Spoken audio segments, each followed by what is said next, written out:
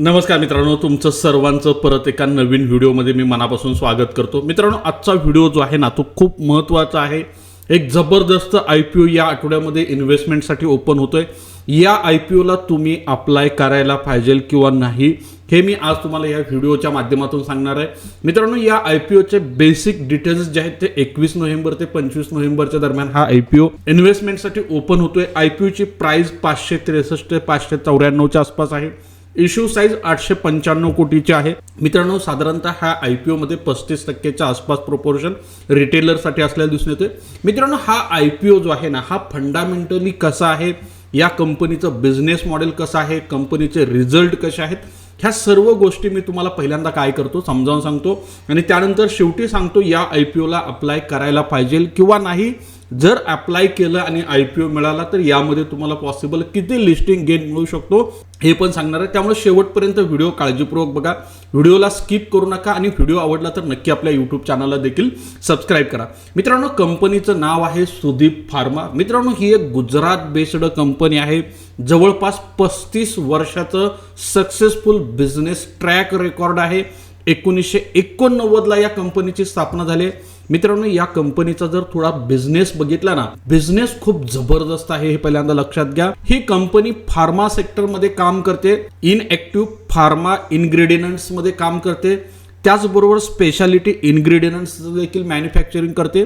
Mainly pharma, foods आणि nutrition सेक्टरसाठी ही कंपनी ओळखली जाते हे पहिल्यांदा लक्षात घ्या। त्याचबरोबर हेल्थ सप्लिमेंट्स, फूड प्रोडक्टसाठी रॉ मटेरियल प्रोव्हाइड करण्याचं काम ही कंपनी करते। मित्रांनो, कंपनीचं लोकेशन जे आहे ते गुजरात बेस्ड कंपनी आहे। मित्रांनो, ही कंपनी अशा ठिकाणी आहे ज्या ठिकाणी स्ट्रॉंग इंडस्ट्रियल बेल्ट असलेला दिसून येतोय। या कंपनीचे 3 मॅन्युफॅक्चरिंग युनिट गुजरातमध्ये आहेत, त्याचबरोबर एक इंटरनॅशनल फॅसिलिटी सेंटर देखील आयर्लंडमध्ये असलेलं दिसून येते, ज्यामुळे युरोपियन कंट्रीजमध्ये असणारे क्लायंट जे आहेत त्या कंपनीला प्रॉपर हँडल करता येतात। कंपनीचा प्रोडक्ट पोर्टफोलिओ जर बघितला तर कंपनीकडे 100 पेक्षा जास्त प्रोडक्ट आहेत, म्हणजे कंपनीचा डायव्हर्सिफाय पोर्टफोलिओ असलेला दिसून येतोय। सिंगल प्रोडक्टची रिस्क कंपनीला कुठेही नाहीये। मित्रांनो, कंपनीचं एक्सपोर्ट मार्केट जर बघितलं तर मित्रांनो, भारतातून निर्यात करणारी ही सर्वात मोठी कंपनी आहे। मिनरल इन्ग्रेडियंट्स जे आहेत, जसं की मित्रांनो ज्यामध्ये फॉस्फेट असेल, मॅग्नेशियम असेल, यासारखे मिनरल इन्ग्रेडियंट्स एक्सपोर्ट करण्याचं काम ही कंपनी करते हे पहिल्यांदा लक्षात घ्या। त्याचबरोबर मित्रांनो, न्यूट्रिशनचा देखील जबरदस्त कंपनी एक्सपोर्ट करते। बाय व्हॉल्यूम सर्वात मोठा एक्सपोर्ट असलेला दिसून येतोय। मित्रांनो, कंपनीचा रेव्हेन्यू ब्रेकअपचं जर प्रॉपर अनालिसिस केलं तर जवळपास 23% रेव्हेन्यू अमेरिकेतून येतोय। त्याचबरोबर एशिया पॅसिफिक कंट्रीचा जर विचार केला, त्यामधून इंडियाला जर वगळलं तरी देखील या ठिकाणी 14% आसपास रेव्हेन्यू येतोय। बिझनेस मॉडेल आणि बिझनेस ग्रोथ कंपनीची खूप स्ट्रॉंग आहे। या कंपनीचा बिझनेस फक्त भारतावर अवलंबून नाहीये तर पूर्ण जगावर अवलंबून आहे हे पहिल्यांदा लक्षात घ्या।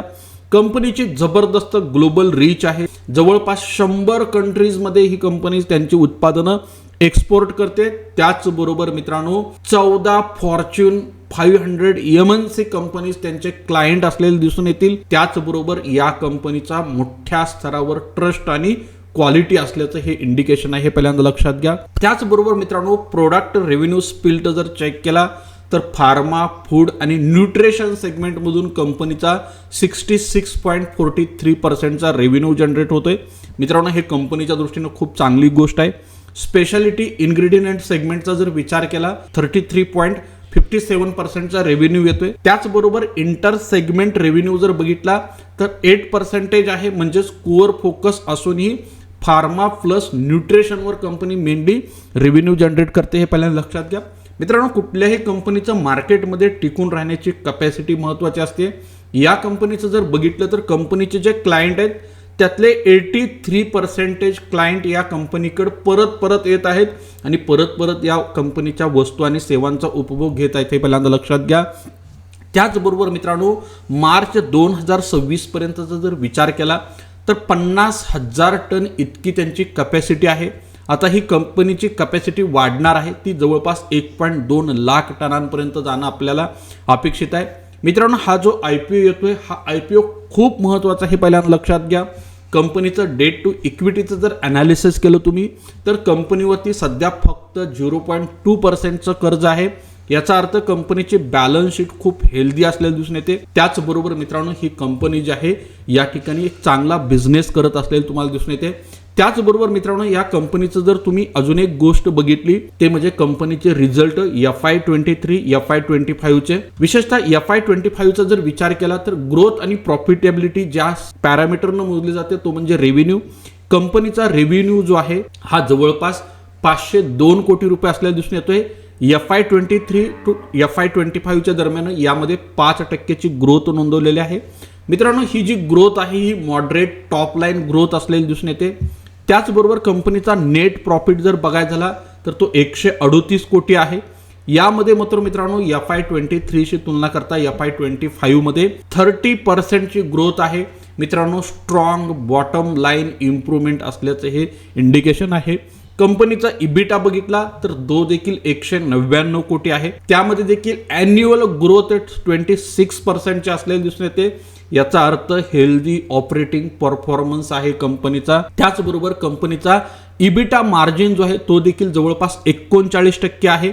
मित्रांनो sharp improvement in operating efficiency हे इंडिकेशन करते, हे पहिल्यांदा लक्षात घ्या। त्याचबरोबर ROCE हा देखील खूप इम्पॉर्टंट पॅरामीटर आहे, तो देखील जवळपास 29.8% असल्याला दिसून येतोय। मित्रांनो हाय आणि stable return on capital employed जी आहे ही कंपनी काय करते जनरेट करते हे पहिल्यांदा लक्षात घ्या। त्यामुळे ही एक खूप स्ट्रॉंग आणि फंडामेंटली स्ट्रॉंग असणारी कंपनी आहे। मित्रांनो जवळपास ग्रे मार्केटचा जर विचार केला तर जवळपास 20% आसपास GMP जो आहे ते या स्टॉकचा सध्याला असल्याला दिसून येतो। त्यामुळे मला वाटतं की या स्टॉकमध्ये तुम्हाला एक चांगला लिस्टिंग गेन मिळवायचा असेल, त्याचबरोबर या कंपनीमध्ये लॉंग टर्ममध्ये जर तुम्हाला वेल्थ क्रिएट करायचं असेल तर जरूर या IPOला तुम्ही अप्लाय केलं पाहिजे। त्याचबरोबर मित्रांनो ही कंपनी ज्या सेगमेंटमध्ये मेनली काम करते ना ते सेगमेंट खूप महत्त्वाचं आहे, पहिल्यांदा लक्षात घ्या। या सेगमेंटमध्ये खूप मोठ्या प्रमाणात एंट्री बॅरियर्स आहेत आणि एंट्री बॅरियर्स असणाऱ्या सेक्टरमध्ये जर ही कंपनी काम करत असेल तर याचा अर्थ नवीन स्पर्धक यांच्या उत्पादनामध्ये उतरू शकत नाही, उत्पादनं तयार करू शकत नाही, त्याचबरोबर उत्पादनं विकू देखील शकत नाही। त्यामुळे एक प्रकारची मोनोपॉली जी आहेत या सेक्टरमध्ये आणि ह्या सेगमेंटमध्ये ह्या कंपनीच्या असलेली दिसून येते। त्यामुळे मला वाटतं की तुम्ही लॉंग टर्म इन्व्हेस्टमेंटसाठी या कंपनीचा जरूर विचार केला पाहिजे आणि अशाच माहितीसाठी आपल्या YouTube चॅनलला देखील सबस्क्राईब करा। धन्यवाद।